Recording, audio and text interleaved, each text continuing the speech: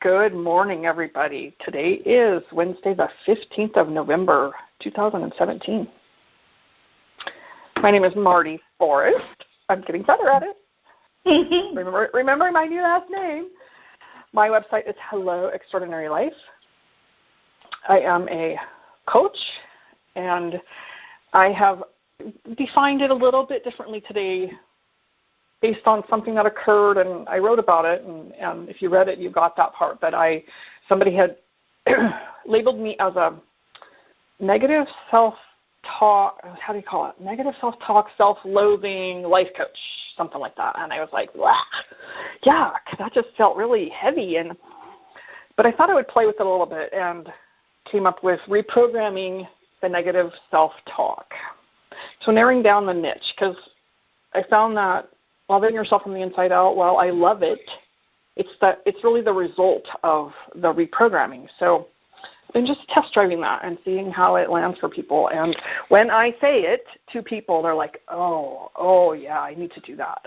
I need help with that. So I'm finding that they get a clearer picture of what, even though I do more than that, they get a clearer picture of what I do. So that's pretty exciting to me. And somebody pointed out they loved the reprogramming part, like reprogramming. So it kind of lightened up the whole self-loathing, negative self-talk piece. So anyway, and so I'm a coach. I do a 6-week course, ending one, and the next one will begin in sometime next year, probably, I'm not even sure, January, February, sometime early in the year.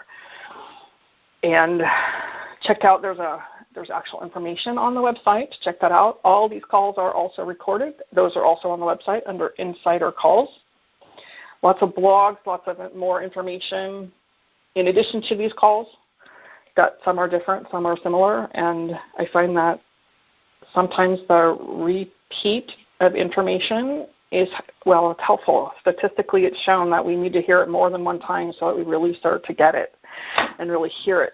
And we hear it different each time we hear it. So, having said all that, today I wanted to talk about being a bully. And I titled my email, "You Are a Bully Too."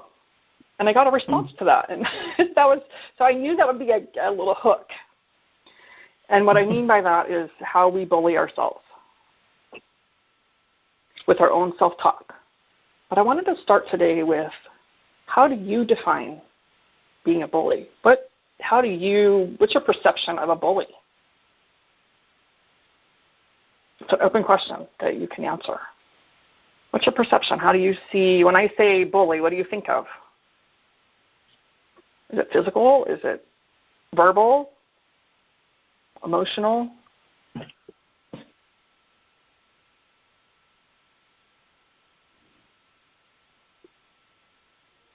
For me, it's mean and abusive. Mean and abusive. All right. Yes. And it can be physical, but it can be emotional too. Mm-hmm. Trying to be in charge of a situation. Oh, yeah. Like being in control and imposing your way? Mm-hmm. Okay. Good stuff. I think of being a bully like that, and I was watching a video, and it was a kid, and it was set up that way. It was a kid in a Burger King. Some other kids were bullying him. Maybe 2 or 3 people that had come in and out of Burger King during this video actually said something to the kids that were being bullies. The workers decided to bully their food, the customer's food. They called it bullying their food. And what they would do is punch it and then wrap it up. Now it's all smashed and falling apart. And they'd wrap it up and give it to the customers. That's what they ordered. They ordered the food, not the bullying part. And the customers would get pissed. And they'd come up and complain about their food. And the worker said to the person who prepared it, "Did you bully their food?" Well, I guess I did. Is there a problem? And the customers were really upset about their food.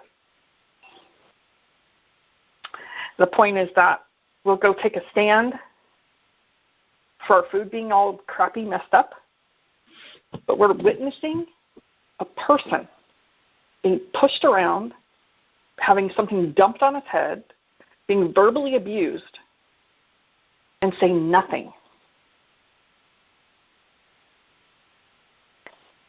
And it astonishes me when I see that, how we just want to be asleep, or how we, as a human race, many, not everybody, will just turn a blind eye.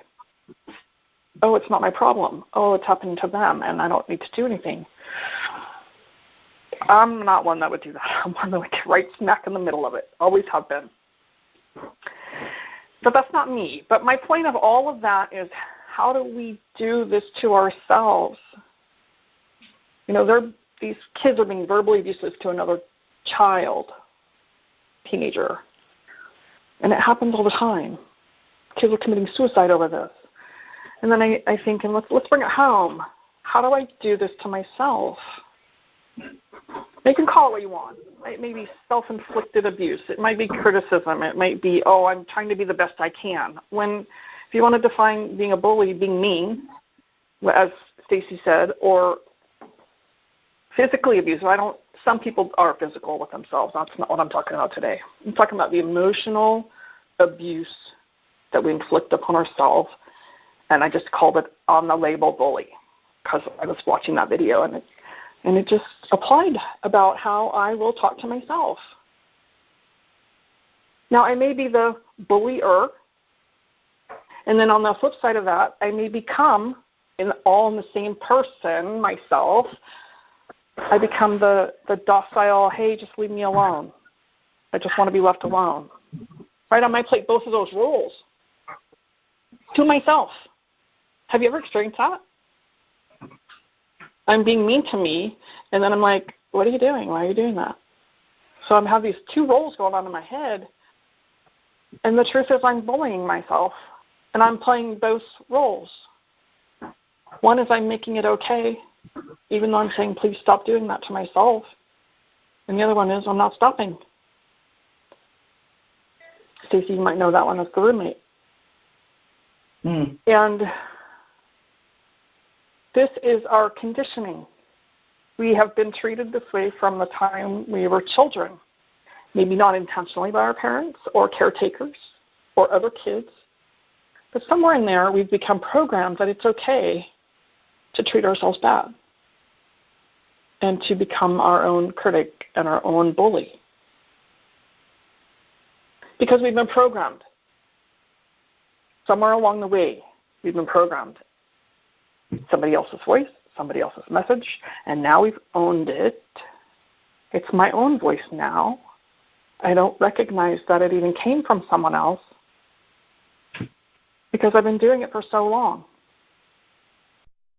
Now, wow, my screen just came up for the call. So that was weird. So how do we begin to even change this kind of self-talk? Because it can be blatant and it can be very subtle. It can be as simple as, what the hell were you thinking? When I've taken on doing something because I was guided to do this new thing and it's uncomfortable, or every year I've done a vision quest for a number of years. And almost every year there's a moment in that time period of being by myself and fasting. And I'm like, what the hell are you thinking? And I wanted to do this again. Why? Now, they seem pretty innocuous, right? It seems like, oh, well, yeah, I might ask myself that question too. If I stay in that question, I will become a bully to myself. Generally, it's a passing question. And I think this last year I actually didn't even ask it. So it's a lot of progress. That's how subtle it can be. The other flip side is how blatant it can be of, you're really that stupid. Now, I might think that about someone else, but I'm really talking about me. Driving here today, watching the drivers, I'm like, oh, lordy, really? People, I see a lot of stuff driving from 100 miles to Modesto from Lincoln on the road. and it was raining, so lots of stuff happening on the road. And I have all these thoughts about these drivers and these judgments, and then I remember, oh, yep. And every once in a while I do something really stupid when I'm driving too, and I have the same judgment. Right? It's a reflection. What I'm judging out there, I'm also judging in here. What I'm speaking about you better be darn sure I'm speaking it about me, whether I'm saying it out loud or not. So I may not verbally bully someone, but I'll certainly have a judgment about them. And I generally have the same judgment about me. Can you all relate to that? Mm-hmm. Yep. Now, having said all that and kind of laid that framework, how do we change it? How do we make it different? Does it mean I never do it again? No. Still working on it. It means that today I catch it a lot faster because I've been practicing a while. But if the right thing triggers me, I'm off and running and beating myself up and questioning myself and doubting myself and all these things. Part of it is just being human. When I'm over the top and I'm continuing on that same road out of habit, it's no longer just being human. I've taken it to that extreme of being abusive or bullying myself. First step is to be aware of it. Pay attention. Pay attention. And then to catch it and decide, maybe ahead of time, what do I change it to? Mm. What can I change it to instead of? So then in the moment, I'm not trying to figure it out, right? I know I do this to myself. So when I start doing this to myself, I've already planned out now, what can I change it to? How can I reframe it to be something other than the normal habitual abuse or my perspective? How can I change my perspective? How can I make it different? And if I plan that ahead of time, make a plan about it, I promise you I'm still going to be down the road. You'll still be down the road having the same thoughts, doing the same thing, and then you'll realize it. And you may be well down the path, but you know what? You can hit restart right then and make a course correction, right, and change the thought. And keep telling yourself the new thought. It doesn't always just stick by saying it one time. I keep telling myself the new thought. Each time I get down that same road, I catch it sooner each time because I've made that commitment to be aware. So each time it gets a shorter duration of calling myself names or beating myself up or doubting myself or questioning myself. Whatever that is that I'm doing. It takes different forms all the time. But each time it gets less and less as I keep practicing. Just like anything else, like driving a car. Most of us are in recovery, so when we started drinking, we didn't know what that was going to be like, but boy, we sure found out quickly, and maybe we mastered it, or maybe we didn't. See, it's the practice of that. Driving's a better example because we didn't know how to drive, but we sure wanted to. And then the more we practiced, the more experience we got. It's the same thing when we're changing our programming. When we're changing those habitual thoughts and patterns. Because those are a lifetime. So wherever you are right now, it's been our lifetime. Many of us have done a lot of the work, a lot of work already. We've been working on this a while, and we just keep doing it. And keep making that progress. It just gets easier. And I don't know, as being human, if we're ever done. I don't think we're ever done. I've been told that several times. We're never done. This is our work here. This is our role here as a human, is to continue being our best selves.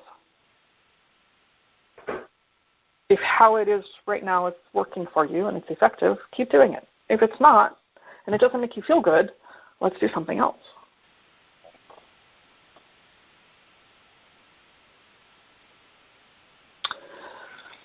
So let's take the last few minutes here and maybe consider, throw some ideas out there. What you'll replace your, if you want to share what you do to yourself, you can. But if you wanted to share what you'll replace it with, so we can help each other come up with something that we want to replace it with.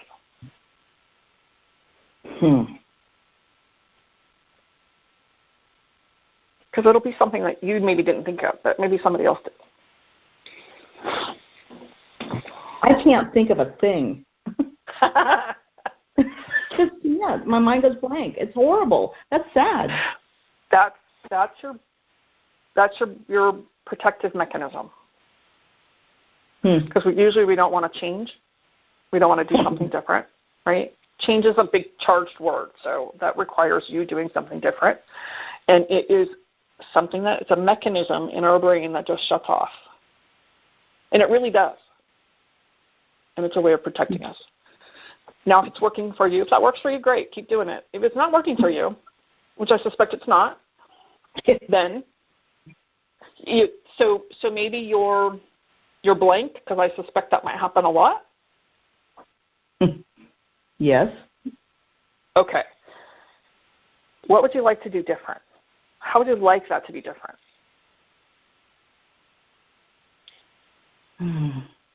Like to be happy instead of angry about whatever situation comes up, or when I'm trying to control my children and I shouldn't be. Well, it's a habit. What can you do different then? And let's just take that one thing. You feel it, you know it, you're angry. The new thought is not even there, not even in your scope of reference, because your habit is to become angry and control. Take a deep breath, walk outside.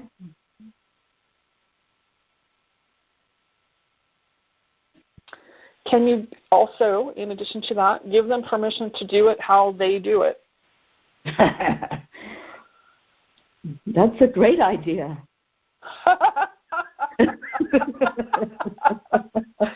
Oh, that's funny. Good concept.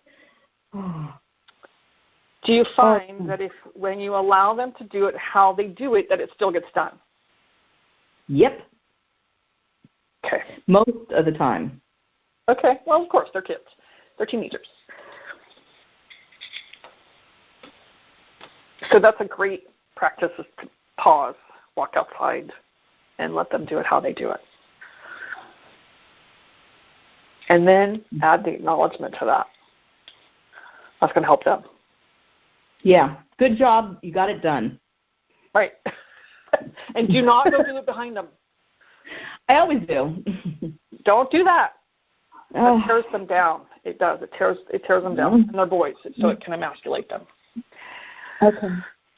Yep. Like when someone loads your dishwasher, I can't tell you how many times I want to come in and do it over. Because I have my way of doing it, right? It's a simple thing. But I don't touch it. I close it, I put soap in it, and I wash it how it is. Unless it's not ready to be washed and they leave. Then I might correct it. Yep. Yeah, let's talk about control. Good call, though. That's a great one. Stacey, are you able to talk? Are you thinking of anything? Yeah, I can't talk. Okay. Did you get some good ideas? Yes, I did. I know you did. Stacey's got her bosses in the office, so she was listening today. So awesome. Thank you for sharing that. And being willing.